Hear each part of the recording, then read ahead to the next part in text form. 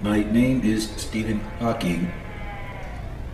Although I have suffered a debilitating neurological disease, I am blessed with a mind of mathematics and astrophysics. My story is one that has been sabotaged. When I was a young professor working at Oxford University, I began to unravel the scary possibility that Newton's theory of gravity was a complete hoax glued together by NASA imagery. As I explored the possibility that the world was much larger and perhaps not even the shape of a sphere, I began to have a rapid, accelerating deterioration in my neural networks. I believe that I am a victim of Tesla's particle beam weaponry, telemetric, non-lethal attacks. Today I speak to you in full control of my voice box.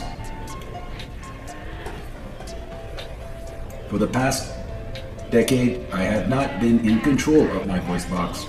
It has simply been a Central Intelligence Agency recording.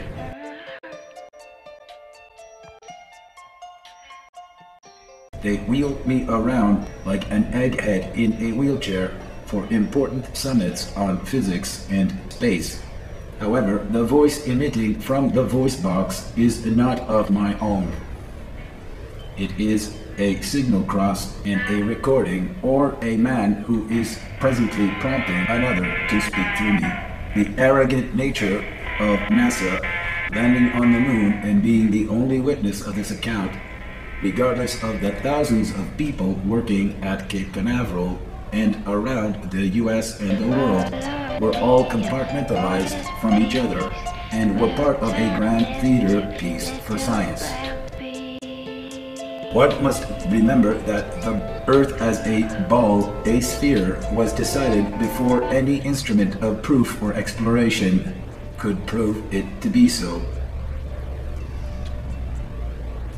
Man went to the moon before he completely crossed the continent of Antarctica.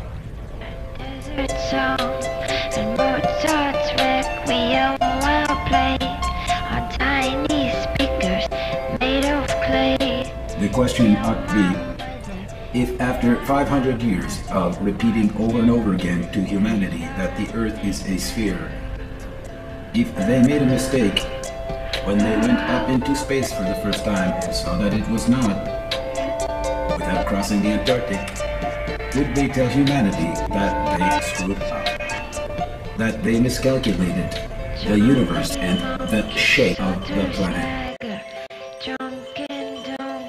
Root word for planet is plane.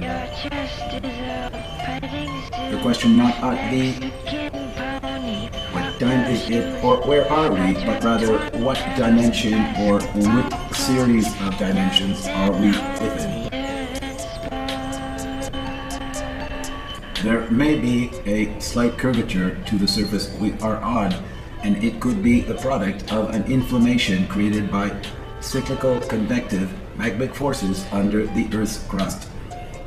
What we do know from experience is when we look out at the horizon, even at higher altitudes in planes, we do not see a curve.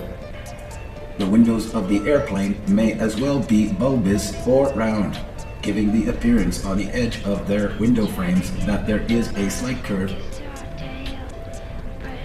Do not also forget that your eyeball is curved, and therefore things at close range to the pupil at mid-level may appear on either end of the 100-degree spectrum to descend and slant in a curve. One would say if the Earth was flat, I would be able to stand in a province like Quebec of Canada, from Canada, and look out towards another province where the tallest freestanding structure, the CN Tower, would be, and be able to see it with a telescope or very high-powered binoculars. This would not be possible because of the gaseous elements of our atmosphere create a UV spectrum of the color blue. This is known in the circles of art as atmospheric perspective. Such is the case when you stand upon a hilltop and look down toward a valley and see a tree line. You will notice that the tree line further in the distance becomes more and more blue. This is because you are seeing it through the field of gases known as the atmosphere of the Earth.